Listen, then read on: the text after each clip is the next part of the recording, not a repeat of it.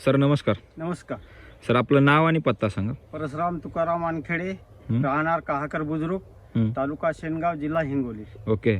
आज जो आपण हा तुरीचा आणि सोयाबीनचा प्लॉट पाहतोय हा जवळजवळ किती एकरामध्ये आहे सर? हे आता हळद आणि हे तूर आणि सोयाबीन 3 एकर मध्ये.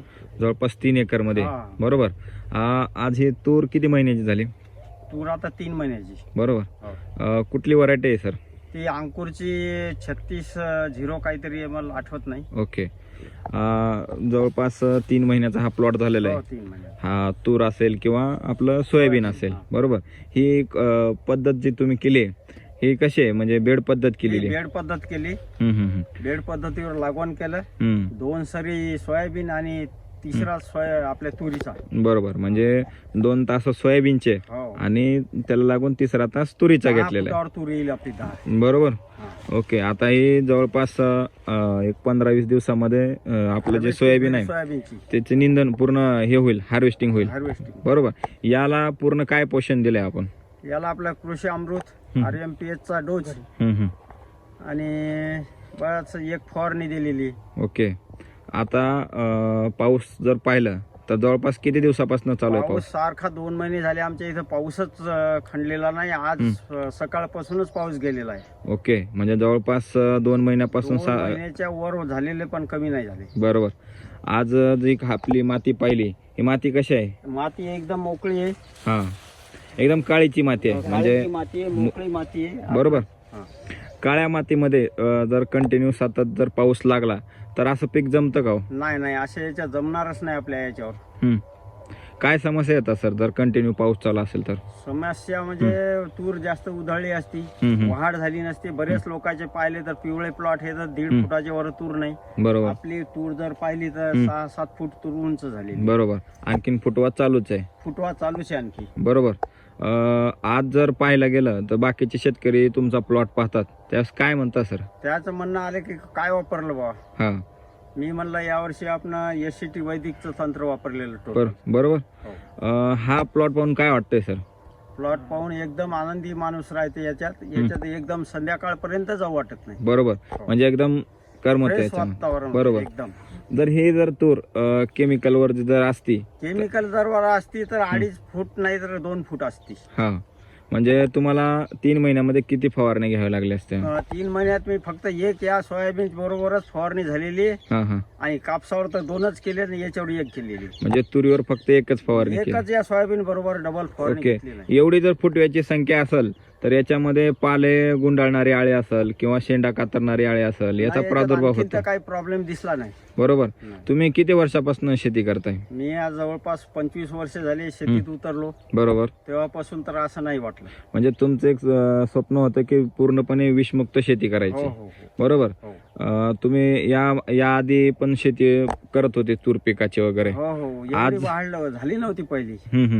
तुम्ही बरेचशा टेक्नॉलॉजी वापरलेले आहे. हो, बरेच. बरोबर. तुम्हाला काय वाटतंय बाकीच्यात आणि याच्यामध्ये? पेक्षा नंबर 1 वर चांगली वाटते आपली शेती वैदिक. आज जर पानांची साईज जर पाहिली तर भरपूर ग्रीनरी. म्हणजे एवढी मोठी साईज होते का? ग्रीनरी साईज मोठी पानाची झालेली आहे. तुरीची मालकाडी जास्त लंबी आहे. बरोबर. आणि माल काढी झालेलं फुटवा वगैरे जे आहे पूर्ण जर आले तर लांबी जर याची जर पाहिली तर अशी एवढी हे होणार फुलाची. जवळपास वाढ भरपूर आहे याची. म्हणजे आताच एवढं त्याचं जे प्रोडक्शन आहे म्हणजे फुटव्यांचं पानांचं पाहत आहे जवळपास किती फूट असेल हाईट सर ती? माझे 7-7.5 फूट. 7-7.5 फूट. बरोबर. आणखीन याच्यामध्ये वाढ होऊ शकते. वाढ होणारच आहे. बरोबर. 2 फूट वाढ होते आणखीन 2 फूट वाढ होऊ शकते. बरोबर.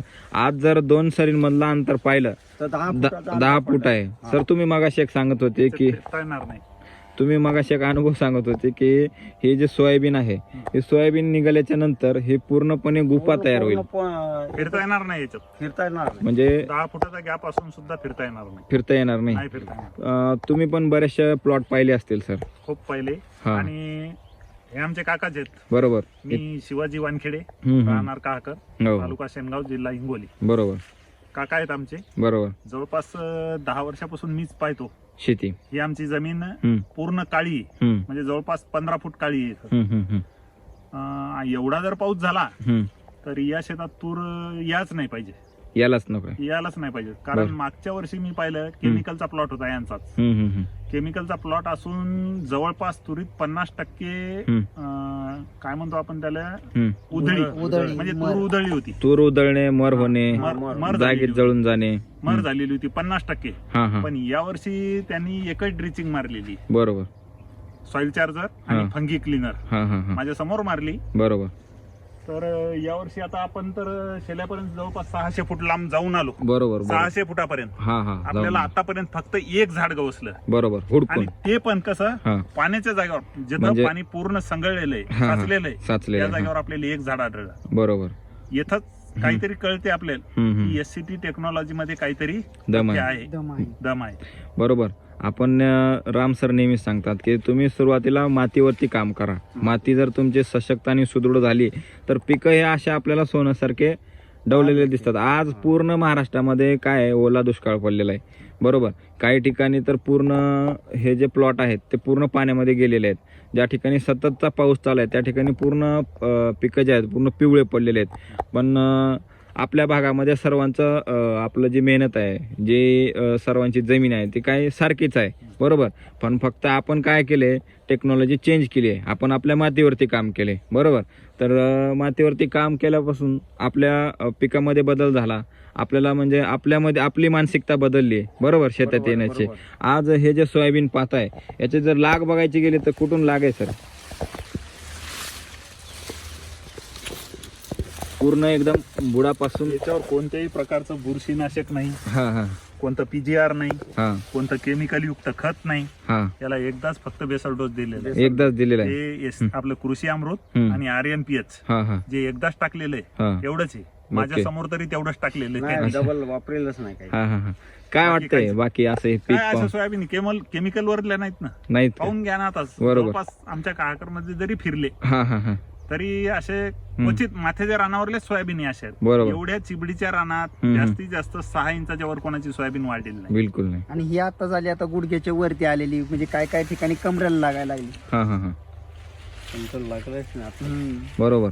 काय वाटतंय दरवर्षीपेक्षा उत्पन्नामध्ये काय होईल? उत्पन्नात भरपूर बदल पडणार. हा हा 100% वाढ होईल. 100% वाढ. दरवर्षी तुम्हाला ह्याच रानामध्ये सोयाबीन किती क्विंटल होती?